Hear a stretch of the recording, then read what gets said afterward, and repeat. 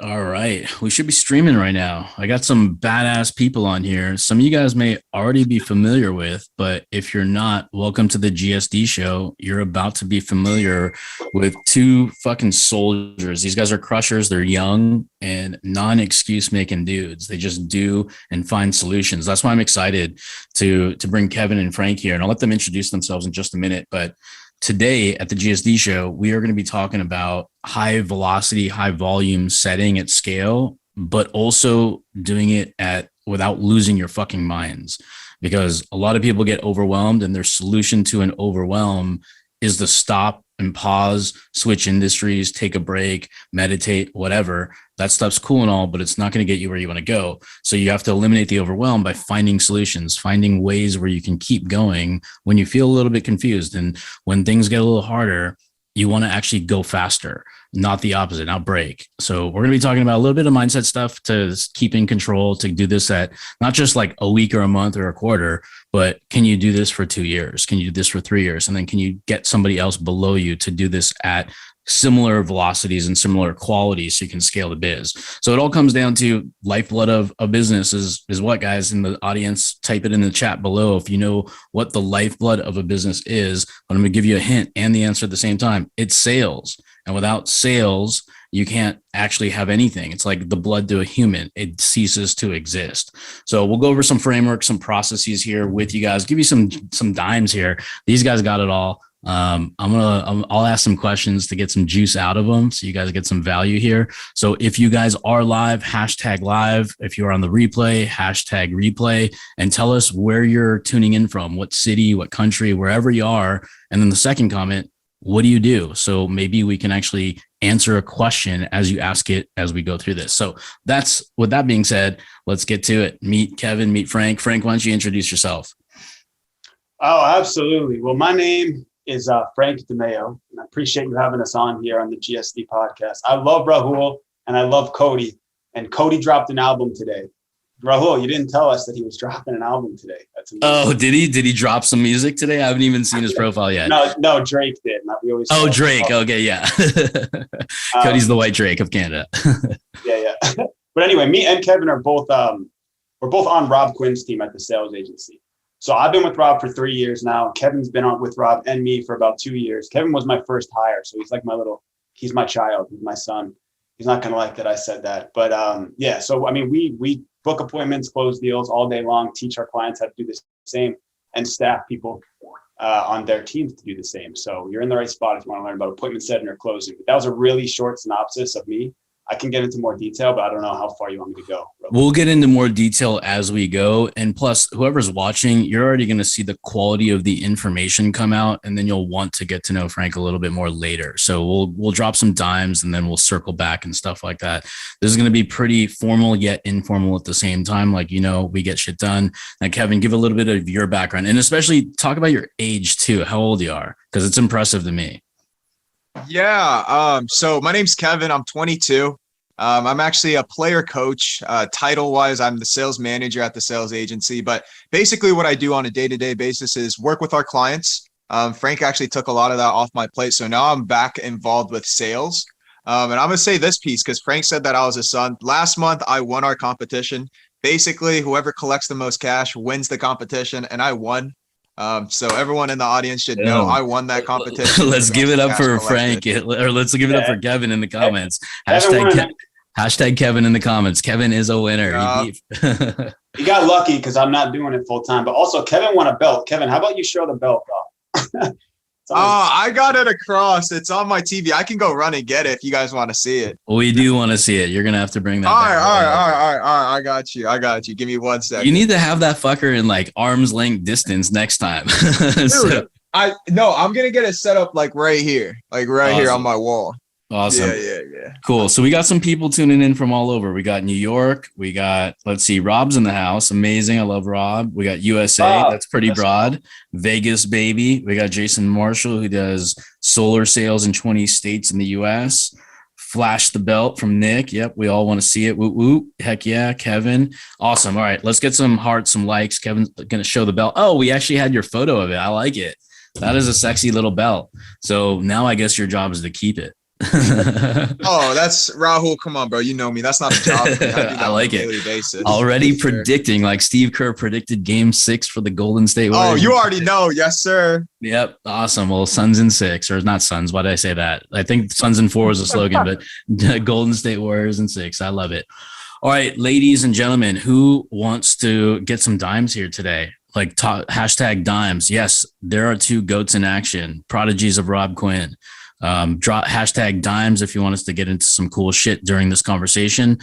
So there's going to be a couple things. Number one, we're going to be talking about high velocity, but we're also going to be layering it back to what your situation may be. If you guys are just solopreneurs doing it yourself, if you have setters, whether they're based in US or overseas, there's going to be a difference between how that's going to work. And then also just staying fucking sane and focused. Like I call it staying in the pocket. Like a quarterback is willing to let the whole motherfucker collapse around him, but he's so laser focused to get that playoff. Same thing with business. There's distractions everywhere. There's people trying to sack us everywhere, coming at us at 350 pounds. In our case, a lot of little things pop up like dings on phones, mom and dad, brother, sister, family, whatever happens. We just got to stay in that zone, in that pocket, if you want this to work for you for a long period of time. And we'll do our best to kind of help you through the mindset frame, because I think that's a lot to do with it, because a lot of people are unnecessarily needy because they want to be heard. And we're going to show you what I even mean by that. And Frank, you guys can probably attest to it, where people like ask questions just to get a reaction back, even though they could think for themselves. So the first thing I'll kind of just touch on that for a sec is, when you have a problem, think of your own solution. So you're thinking, because if you have a problem and you go ask for the solution, everybody's going to be willing to help you, but they're not going to teach you how they came up with that solution, on how to think of it so you can solve and cure that on your own for the next situation when it arises. Because all you're thinking is, what if they say something back, is the first thing in your fucking head. Oh my God, they said this back. What do I say? Be prepared for that, because if you start a conversation, expect a response. If you get an objection, it's not an objection, it's just a conversation. So we'll dive into some of that shit as we also go. So, all right, let's get the juice. Who dropped some dimes? Hashtag dimes. We got Amir, hashtag dime. John, hashtag dime. Rob Quinn. These 2 changed the game. I love it. Happy to see you guys rocking. All right, what else we got? Korea. We got cool. Yes, sir. That's sexy. Wait, when you say that's sexy, you talking about me specifically, or one of these guys, or what we talked about? I'm not sure. Just want to clarify that. It's a clarifying question. Okay. All right. Let's have some fun here, boys. Where do we start? Where do we start? Let's pretend I'm you. Where would you start me? So are we going to take it from the top about like I think it should all start with the mindset around appointment. Yeah. Setting. Are we going to hold this strictly to appointment setting? We'll give them some juice. We'll give them some stuff so somebody can go get an appointment. We'll give them, I don't know if we need to give like a full out script. If you guys want a full out script, maybe we'll get it to you after. So if you do, I need you to type in hashtag script and be very clear. Hashtag script. Don't do like something weird because we may miss it. Hashtag script. And then we may be able to get you guys something after this. We didn't plan on that, but since Frank brought it up, we might. So let's go over the mindset. Let's go over your mindset, then Kevin's, and then I'll just kind of jump in and interrupt as needed. Yeah, I mean, I think it all really starts with mindset. I think that's the number one thing people struggle with when it comes to booking calls. And it was so fun. I did a really fun exercise. It wasn't like intentional, but it became an exercise, and I recorded the whole thing. Maybe I could drop that recording, because that might be cool if I can go find it. But I was one of our clients had a cold caller. They hired a cold caller, and they sell photography. So the guy's a photographer for real estate agents. So they take pictures of the listings and they try to market the house better. Obviously, they increase the inquiries. And it was a cold caller from overseas. And he was like, hey, just spend an hour with her on the call. I didn't even know I was doing this, but it became this. We made an hour straight of this cold calls, literally on listings.com or some website, real estate website, just went down the list of all these listings, cold calling the real estate agent, try to sell them on being their photographer to retake the pictures of the houses. And I just did this 2 days ago, and it was so funny. She came on, this is a girl who was making the call. She was so nervous. And the first couple of calls, you can tell she's just reading off a script, and she got hung up on. So I was like, we got to make this fun. You got to gamify the process. And that's the number one thing we always go through with a mindset is you got to gamify it. Like all we're doing is just talking to people. We're talking to humans. From 9 to 5, the market opens and everyone's buying and selling services. So you're not doing anything crazy because you're making cold calls. You're just trying to push your product. And if your service is good, you're doing them a favor. You gotta fully believe that. So it all starts with, I think, that gamifying the process, getting frequent before you get good, because activity breeds up opportunity. So we just want to get out there and start getting the reps in. But I think it's easier than just, and this is what I want to talk about. In my opinion, you can kind of force yourself to gamify it by creating the right framework. So, for example, I'm gonna pull this framework up. Hopefully, anyone making cold calls, this helps. But again, this was a VA in this agency space. It was a VA who was making these calls. So she was reading off a script that her business owner gave her. And I knew that the only way I can get her to kind of gamify it and humanize the conversation. So you're actually talking to someone that wants to talk to you, because if they like you, they're going to hear you out, which is the number one goal. And it all starts in the first 5 seconds of the call. So I made the framework gamify friendly, if that's a thing. So it kind of forced her to have fun with it and have fun with the conversation. And by the end of the call, I swear to God, we booked 2 calls together live, straight cold calling. So let me pull this framework up. I wasn't ready for this. We're just hopping on raw. With yeah. We're coming at the top of the dome here to get probably the best information, because had we planned it, you probably wouldn't even get shit like this. No. Yeah, but while you're pulling, I gave you screen share, but while you're pulling that up, gamifying is so fucking important that you have to, like Frank said, you had to have fun. When I was cold calling, it also happened to be in the real estate space. They don't want your call. Trust me, they don't. And they're quick to hang up. All they want is your money to go show a fucking house. That's all they really care about. Even if they say they care about house to home or whatever bullshit, right? They really want the big commission checks, and then they care about you. So I cold called all the time, and I literally made that motherfucker a game. I made it such a game that I changed my name for the calls, because Rahul was a little bit hard for people to understand. They kept junking it up. Rahul, Ragu, what the fuck you say? Are you my gardener or whatever? So I just made it easy for myself, and I created a persona called Robert. So Robert, he doesn't care if he gets hung up on. Robert doesn't care if he's funny. Robert doesn't care if he offends people here and there, but Robert gets shit done. So when I was on the phones, it was Robert, fucking mindset, fuck me in a game. And I would go for, like, we had to make 100 calls a day. I would try to get to 100 calls by lunch, so I can crush anybody in my team when I was selling for realtor.com. And then I would be able to get to the 150, the 200 outputs with keeping my energy up, and then being able to relax after work and take that break. But that's exactly what I did, is just gamified my own self and just gave myself a persona, almost like the Mamba mentality. It's just like, you're on the court, your Kobe was a fucking fierce son of a bitch. Off the court, he's a family man. Yeah, I love it. So why I pull this up, Kevin, what's your mindset towards this? Kevin's still on the phone every day. Kevin's booking 8+ appointments. On Kevin's best month, he booked 250 something sales calls, 40 closed units, and he made over $20,000 in pure commissions. So this guy's an absolute beast. He thumped my numbers. I don't know how that makes you feel. I'm going to have to gamify you too. Even though you got other responsibilities, Frank. Are you going to let him do that to you next month? Yeah. I'm put you on the spot. Like that. I know. I'm sorry to do that. I'm sorry. I'm trying to give Kevin a bigger head so he crushes it even further. The more Kevin crushes it, the better it is for everybody. Yes, sir. Absolutely. You already know. Well, yeah, Frank's taking like 30 client calls a day, but I'll tell you guys this much. Yeah, gamifying, it's really important. I would say that's my number one thing too, but I'll go a little deeper. When I first started, I think what really helped me was Frank helped me focus in on every part of the appointment setting process. Not just the outreach part or the follow-up part or actually booking the appointment, but I'm talking about earning their trust, the pitch, understanding their tonality, the way they come off, the intention of every question they ask. He gave me every single piece of that process, and I became addicted to it. And the reason why is because once you see a little momentum, you see that paycheck come in, like, oh man, like, can I really do this? Can I really do this? And you start envisioning yourself on a bigger and better place where you're making more money and your life's gotten a lot better. And you start getting addicted to it and you focus on the game itself. I mean, Rahul, you really said this, right? It was like, stop focusing so much on like the actual, like the result piece, like just focus on the calls. Because that's going to get you the result of booking the appointment. And so I just focused on the actions that's going to get me that appointment. I don't really care about the appointment. I just focused on the actions.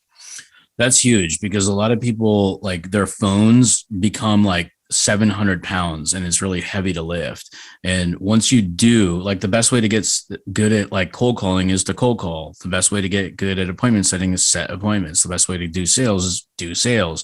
There's not like so much scripts that you can do before, like, you have to fuck the script up. You got to read the thing. And then once you read the thing, you realize that people don't want to be read to. Then you start to naturalize the first sentence, then the second, then the third, then you anticipate. Then, like what Kevin mentioned, was like, you'll know the different types of personas, somebody who sounds aggressive, somebody who sounds timid, and somebody right in between. You're starting to read those and put those patterns together. So when you have 1,000-piece puzzle, you can actually put it together fairly quickly. It's not like you're jamming pieces together and it's just trying to force the situation. You're actually learning and falling in love with the process, and therefore starting by gamifying yourself, because like Kevin mentioned, the paycheck's beautiful. And then when you want that paycheck again, it's like a basketball player, or baseball player. It's like, what have you done for me lately? You got to get the result to keep going and going. And that's the drive. And that's the beauty of sales. You don't have to be like always just like boring. Position plays are not always boring. It's great being creative or a writer or ops guy.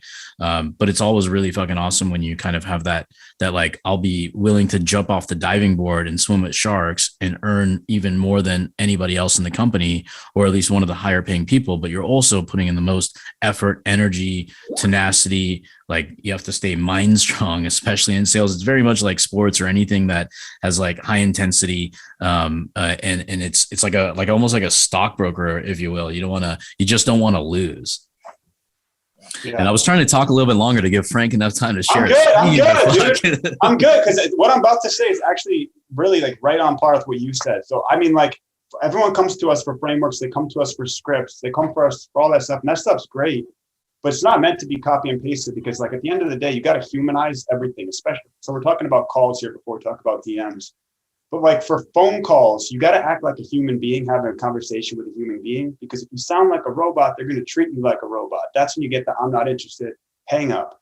And when I was talking with this cold caller the other day, she picked up the phone. She said, "Hey, is this name?" They said, "Yes." She said, "Awesome. I'm a real estate photographer over in Orange County. I just wanted to give you a free photo of your listing."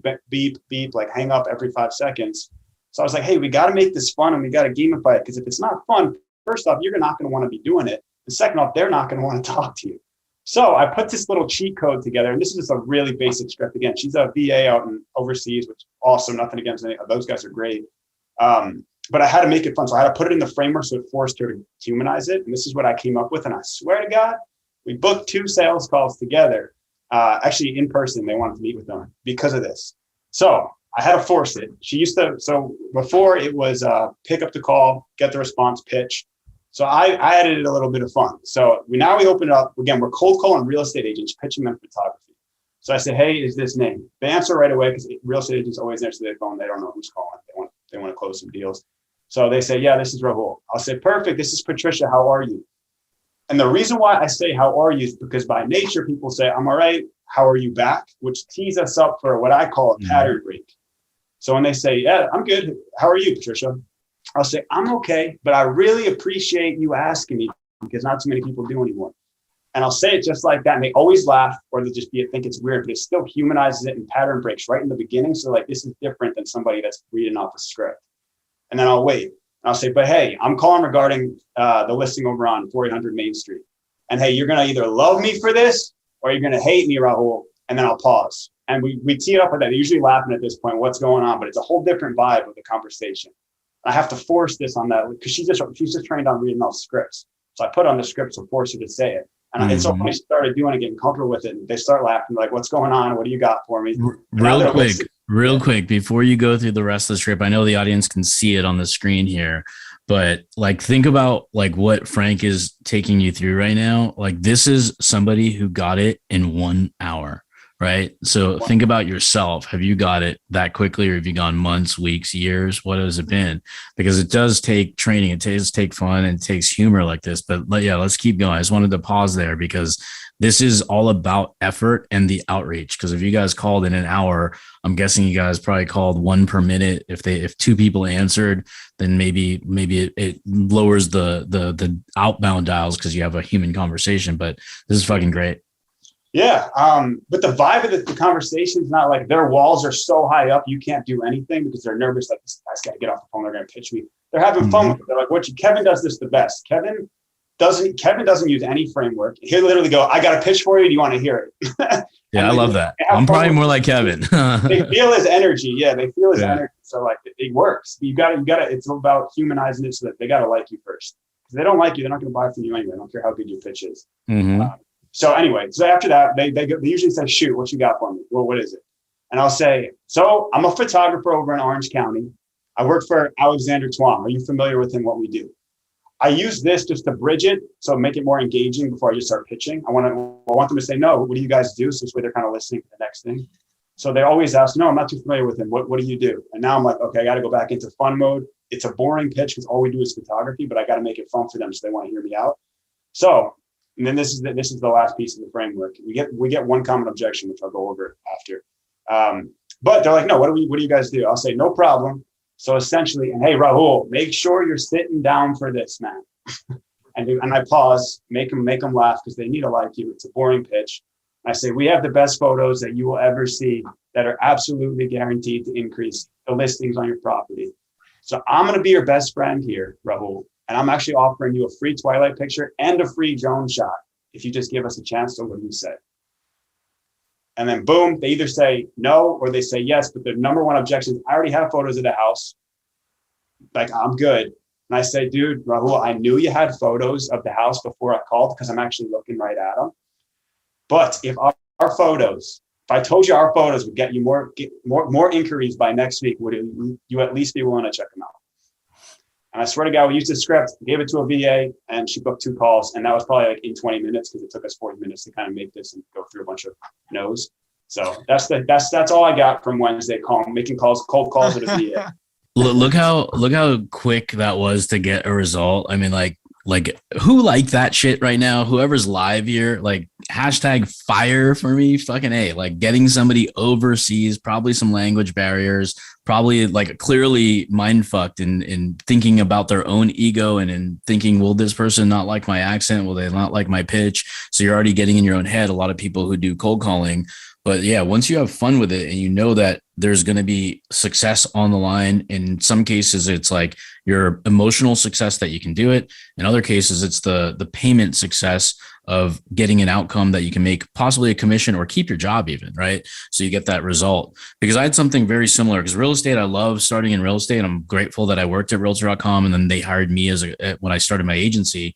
It's because it's one of the harder categories for me. Every category is getting hard or might be already hard, but real estate, you really get your teeth kicked in. So it gives you that grit to not give a fuck. So I love the real estate shit, but I had something similar, not that particular pitch or anything, but it was very similar in the sense of like, I would just go right, probably more Kevin style. I'll say, hey, I see you have like these amazing ads on XYZ website. Would you like a better design so they can actually get a higher click-through rate so you can actually get more engagement on your phone calls and your appointments? Would you be interested? That was just the opener. It wasn't even like, hey, Frank, thanks for taking my call. It's just like, that's it. And they'll be like caught up like, whoa, what? Like, because I'm referencing something they own, make it work better. And then I can go and say like, I'll help hundreds of people just like you get a better click through because I know you spend a lot of money and I don't charge the same amount that they charge for the media space, which I wish I did, but I can't. We barely charge anything, but I want to make sure, are you down to make that work better than it already is? Because the reason I'm giving you a call is because I know it can be. Yeah, and that was it. Very fucking simple. And these are one call cold calls that closed on the cold call. So we had to actually get a credit card from a complete stranger, deliver it to them. They don't even remember who we are after they gave us the credit card. And then we had to deliver, then we'd upsell on delivery. Yep. So that's kind of like how we did our setting in my days when I had no gray hairs and can barely fucking shave like Kevin. Oh God, I haven't hit puberty yet. That's why. Don't make fun of me. But I'll just add to this real quick. I think to the mindset piece, being a sales rep, right? You live in 2 extremes at all times. And this is really a concept that Frank and Rob taught me. It was like it was more so that when you're a sales rep, you live in one extreme where it's like you have to believe that the next person you talk to is going to say yes. But on the other hand, the other 99 other calls you've made in the last hour have said no. So you have to live in both extremes at all times as a sales rep. And now that if you've heard this, you're aware of it. So now you have to make the conscious decision to take care of yourself outside of work so you can control those 2 extremes. Now, I'll give you an example. For myself, I ask why I got into sales in the first place. And for most of us, that's to maximize our income, maximize the amount of money we make on a monthly basis. Just be honest. right? So if you do not decide to make the very next phone call, you're also saying yes to not making more money, which obviously affects you in many different ways. And that's how I look at life, right? I'm an extremist. I look at life that way. And I'll show you guys this much, because I know like we're free balling here, but I've made 200 calls today, more than that. I've been through 3 different stages in the pipeline. And just during this call, I've had 4 people call me back, right? Like if you guys see that, and then you guys could see here, like, oh, you guys could see here, like they all called me back. I've just made 200 calls today, all today, right? And I think the idea of me telling you this is just the fact that if you guys continuously make your calls, I promise it just works in your favor. Frank taught me this, and it's so freaking true. Activity breeds opportunity. The more you do, the more opportunity is just going to come your way. It's just so true. Yeah, and control the call. You get on that call, you're like, I don't care what this person throws at me, I ain't losing this battle. Because either they're going to sell you on the fact that they're not interested, or you're going to sell them on the fact that, dude, you got to check this out. You got to control the call. So like, expect they're not interested. Best line is like, dude, I knew you weren't interested before I called you, but you would be if it was the right product. So what are you guys focusing on right now? Or like, hey, what about what we got going on, Mr. Rahul? Do you not believe in? Why do you want to hang this phone up on me? And ask the hard questions. And it's really uncomfortable to do that if you don't do it on a daily basis, but then it just becomes second nature. And you don't care who the hell you're calling. Call the CEO of Google and he'll be like, dude, I don't want to listen to the sales agency. I knew you didn't want to listen. If you wanted to listen, you would have called me before I called you. But what about what we have going on? Do you not believe in, Mr. Rahul? Yeah, I love that. Look at that swagger. You sound like you're training like in a movie right now. So I do this every day. Yeah, but the great part is how Frank just ripped that out of nowhere. Is he said a word called second nature, because that's what we have to do is we practice this until it's in our subconscious, so it just comes out. And that's really what it happens. And just in the hour that he wrote the script, worked with the girl, she's probably going to make some of that second nature by Monday. And she may be second nature with the whole script by the following week. And then she may be able to come up with her own one-liners, her own objection handles, once she now feels confident in the first step. So it's just that preparation that people, I think, don't fucking do and say they do because it shows up. You can tell, I mean, numbers don't lie. Men, women will lie, but numbers don't. So it's when you're on your own, you just have to self-audit, because why wouldn't you? Because no one's watching down your back. The only number that's not working for you may be your bank account. And if you want that to go up, breed that motherfucking volume. And we're not telling you what to do. We're just telling you what it works. And we're doing pretty fucking well for ourselves. And we believe in that every single day.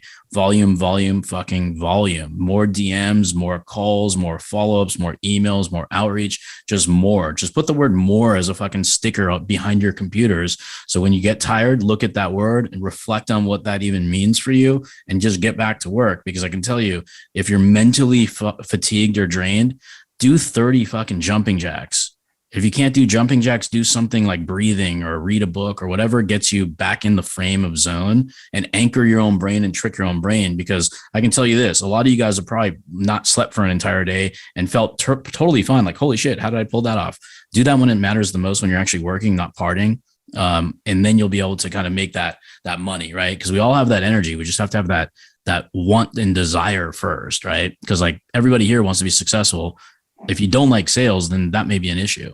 Then you probably will be resistant to sales. So you got to like it in some degree. And then when you kind of like it, when you make a sale, then you'll probably start to fall in love with the process. Oh yeah. Yeah. Oh yeah.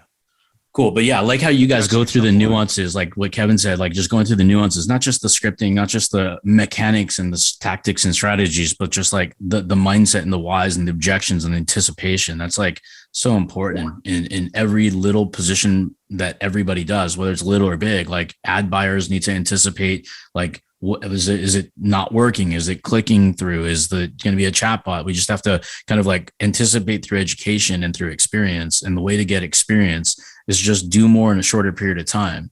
Because like Ben, like Ben just started 2 years ago too, like barely even knew what Facebook was. That's how raw he was. He didn't even have a Facebook account. So we had to even get him a Facebook account. And he'd always make this reference point to me. And he'd say, you've been doing this for like 18 years. You're clearly going to be better. I'm like, no, dude, like look at Kobe Bryant, look at LeBron James. They thought they were the best in the league when they joined the league. They were teenagers. So they didn't wait till they're 18 years in the game to say, oh, finally, I had to wait 18 years to be good. the time has nothing to do with experience, because the lady who serves my fucking coffee, she has been doing that for a decade. Her value and her skill never went up. So skill and value, that's totally a personal choice if you want that or not. And if you want it, then you do the habits that get you there. And I always say this too, because sales is such a fun game. It's like a game you get to make money and you can do it your whole life, because you're never too old to do sales. But one thing, like me and Kevin still train every single day. We role play, we train. I watch all these sales trainings. I buy all this stuff because, and I say this all the time, and just reference LeBron James and Kobe. It's like amateurs train, right? They train, they buy a program, they train to get the job done, to close their first deal, to close their first one call close. But like professionals train every single day, like Tom Brady, LeBron James, so they never miss. So like that's the mindset that you have to have. It's like you're okay. You hit $100,000 in cash collected this month. Like one of these guys, that one of the appointment setters we trained, he had $100,000 a month in appointment setting, and he was like, dude, what should I do next? Should I move up to management? Should I like go into the closing role? And I told him this exact thing. I said, dude, you hit it one time. I said, LeBron James has been shooting free throws for 30 years. He never wants to miss one. So just double down on what's working and just keep training, because you're not that good. I gave him a couple objections and he couldn't handle it. Yeah, no, that's good. Yeah, no, repeatability is absolutely important, to do it over a period of time versus that first time could be skill, it could be timing, it could be part luck. But when you can kind of combine those things and get better, all those three things kind of follow you along in the long game of things. Because I look at it as like discipline. If you're like simple things that people need to be on is on time. That's the easiest thing in the world. If you can't be on time, you're probably not going to be good in a lot of things. And that's free. So if you're late once in 1 year, you lost the discipline title. You just got to do it over a long period of time to earn it. And then it becomes second nature. So I always tell people, like, there's two sides of a coin. It's just as hard to be bad as it is to be good. Like, which one would you like to be?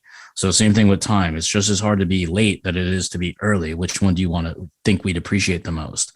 Yeah. So it's really binary in thinking. Like when Kevin talked about extremes, we are fucking Dr. Jekyll and Mr. Hyde in one body. Because we are gas pedal people. Like you're going to either go extreme hard work, extreme hard learning, extreme hard to the gym. And then when you skip one of those things, chances are it shows up in all three things. Yeah.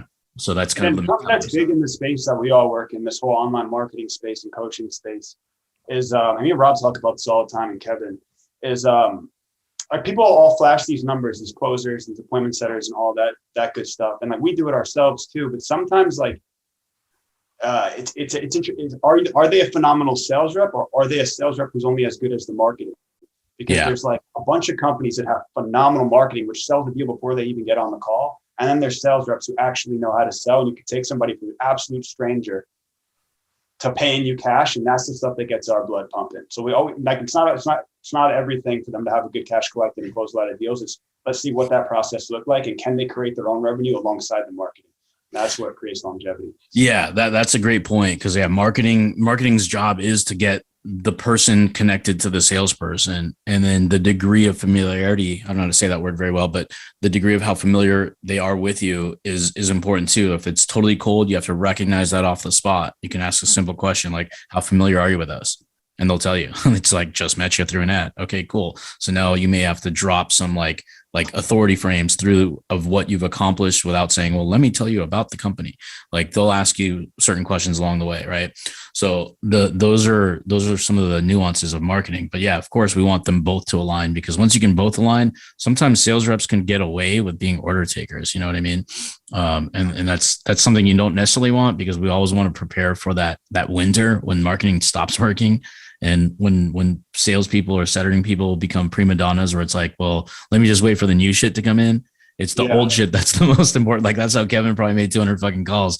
It wasn't 200 leads today. It was 200 leads over a period of time that you're constantly nurturing. And that's that. I'm with you, man. Like it took me 3 years to close Realtor.com. You think I didn't fucking call all the time? Like, hey, flex that's huge, Rahul. Yeah. But Kevin's pitch is like, hey, do you remember us? They're like, no, absolutely no idea. He goes, great. That's why I'm here. He'll go dive. That's beautiful. I love that. I love the swagger and the confidence. Let's go over some DM openers. Do you guys do a lot of cold DMs? Yeah. Yeah, we do. We do a lot of cold DMs. I'm trying to think. I mean, I've given Ben so many. There's, if you guys want to take something to see something hysterical for DM openers, I like this. I like funny. Like I've started off with, do you like the Grateful Dead? And I don't know why, but people do respond. I don't even, I've never listened to the Grateful Dead, so I have no idea where that came from. But somebody's picture reminded me, it had like a skull or something, and it just clicked in my brain. So I'm like, let me just ask that question, then converted it to an appointment. So like I try to, whenever the team complains or says something or gets a little frustrated, or I can feel the tension, I just jump in, just lead by example. It's like, give me the worst type of lead that you assume is a bad lead before you got on the phone with them. So you're judging something, and then it'll literally be from triage to close. Like every time they'll be like, oh my God, you got lucky. I'm like, dude, let's just do it again. I'm like, it's not that I'm lucky. It's just that luck follows me because I got skill. Yeah. Because your activity is up. But let me show you this, Rahul. You'll love this. This is for follow-ups, post-sales call, or follow-ups in the DMs if they ghost you. So I feel like that's what like the most people struggle with. These are two hysterical ones that our whole team started using that I just came up with randomly one day. So like I have a picture of these keys, and I'll go, oh, at whatever their name is in the chat. My bad, dude. I just noticed you forgot your keys on the last sales call. And I'll send a picture of the keys. And I'll say, got time this week, I can return it. People get a kick out of it for the Zoom call. Had a couple follow-ups that way. And this is my favorite. If they stop answering in the DMs, I'm not a carnivore or whatever, but I'm in some weird Facebook group for carnivores. No idea how I got in there.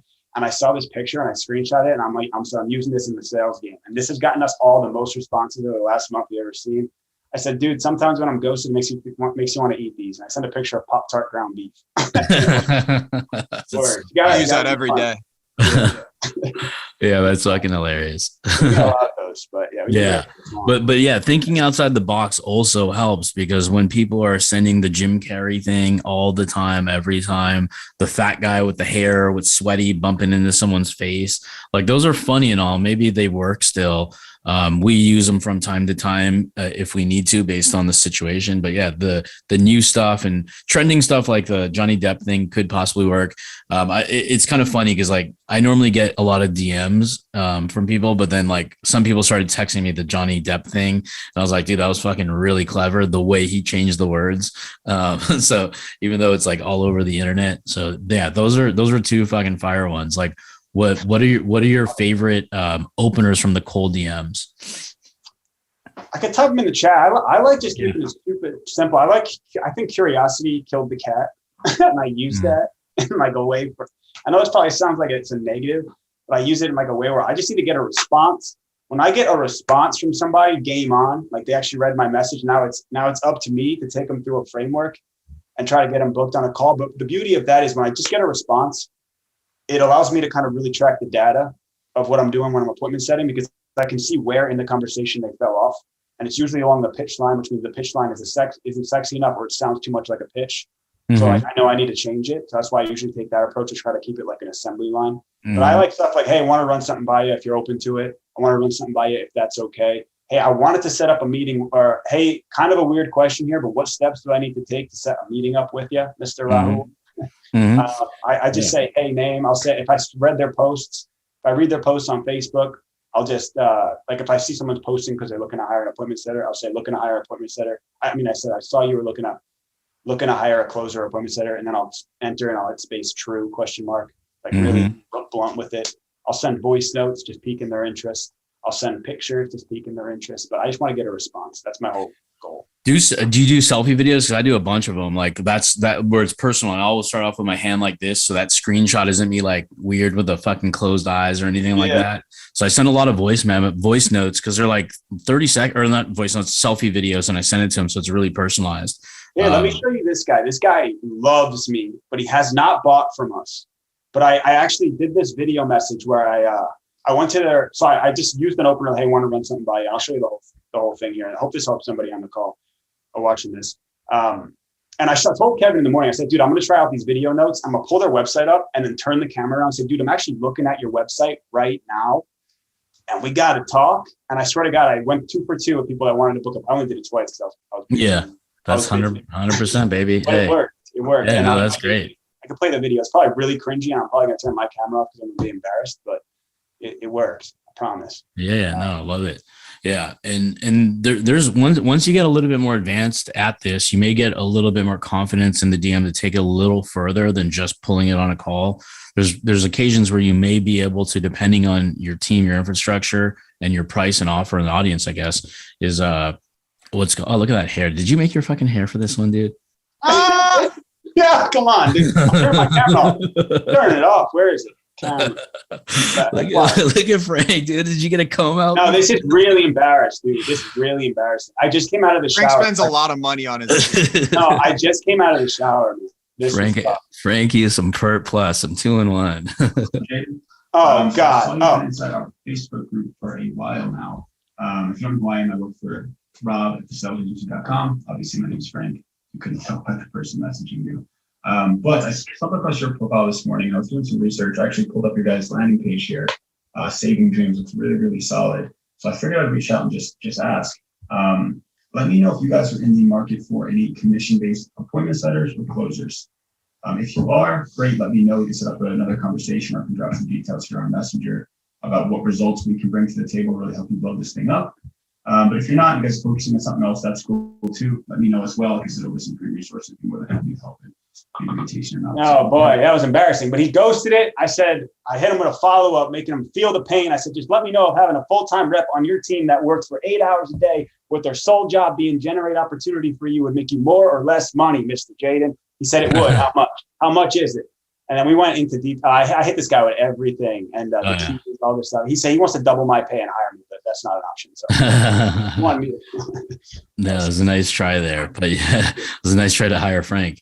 But yeah, no, that's fucking amazing. I want to, like I just posted something on Instagram where I took somebody through a full, like I handled every objection in DM. Like the biggest one was uncertainty. They feel like they keep falling flat on their face.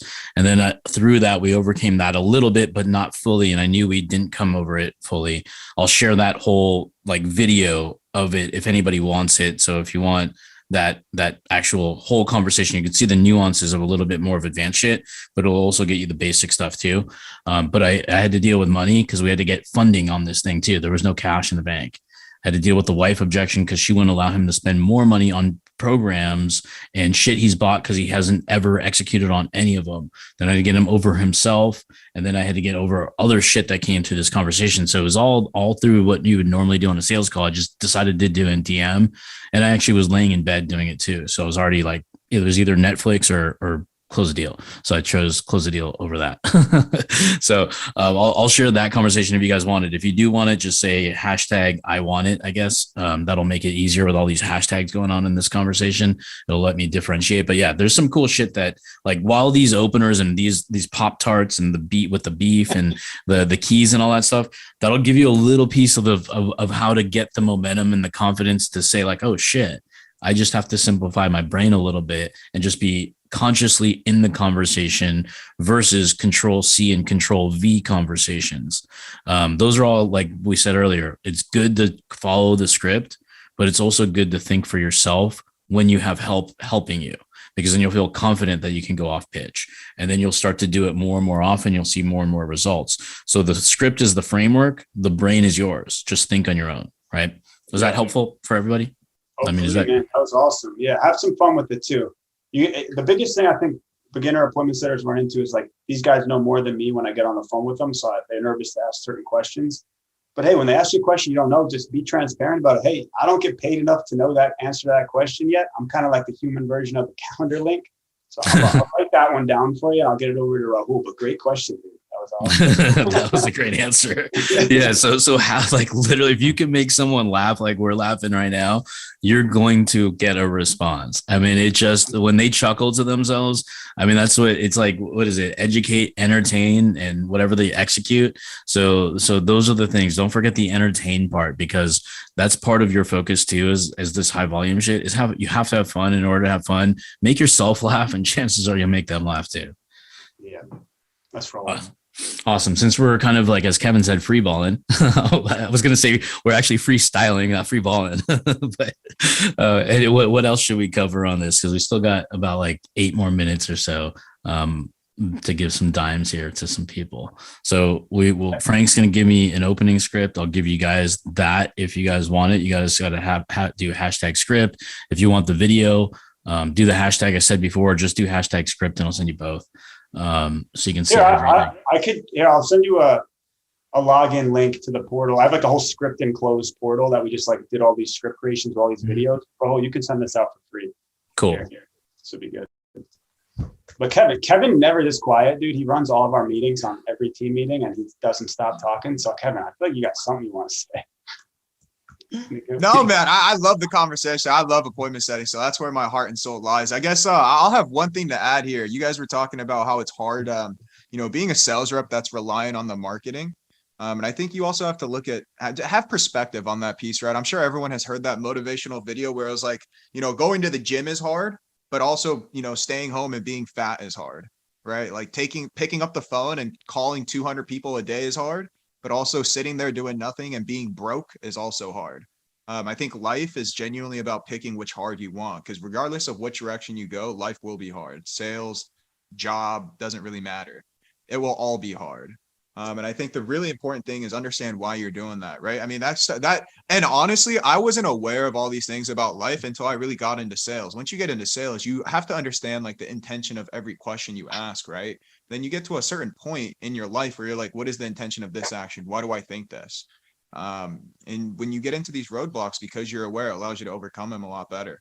But yeah, I think you just have to pick your heart as a sales rep, as a man, as a woman, or whatever you identify as. Like, you just got to pick your heart.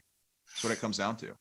Awesome. Yeah, no, agreed. I mean, that's really, you got to go all in, because like like what you just said there is important, because when you learn something new, you need to know the why so you can repeat it. And then you need to do the do part so you can fuck it all up and then come back for help.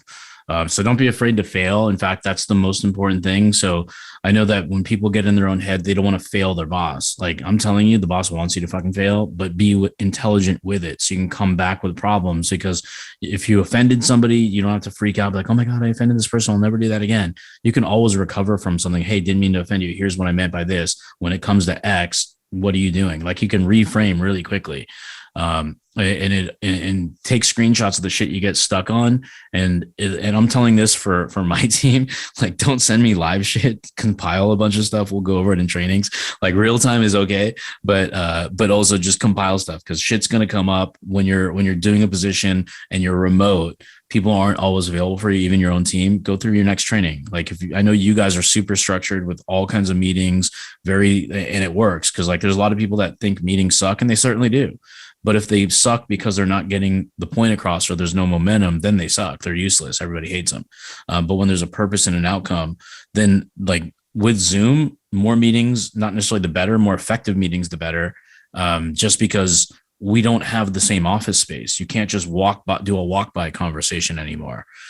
So don't be afraid if you have a company or a team to make this the culture. This is the culture. This is the only human connection. Okay. So that's one thing. And my focal point has always been the lifeblood of the business. It's just focus on setting sales. Cody does whatever else there is in the business. Like, that's not my fucking job. So sales is the best part too. Sales is the best part. You get to have the most fun in sales. I love sales. I mean, think about a sales rep's job, right? I mean, you get paid to get more sales. That's what your job is. And you also get paid to bring in more sales. You get paid to make more money. Frank, you said that. You literally get paid to make more money. It's the best position to be in. So, yeah. And one little exercise you guys can do is practice this in social environments. Like, let's say you go to a restaurant, you go to a bar, you go to the dentist. I don't care what it is. Like, one little trick is just mirror the last 1 to 3 words. So if the bartender says, would you like a drink? Just make a curiosity statement, drink. And then they might start telling you the fucking specials. And then just say margarita. And then they might tell you the ingredients. So just try that as a social experiment. I swear, I've had people literally tell me why they're leaving their job as a bartender, why they're making so money and they're doing this as a side hustle, like what their future is by just those one word things. And it was bartender.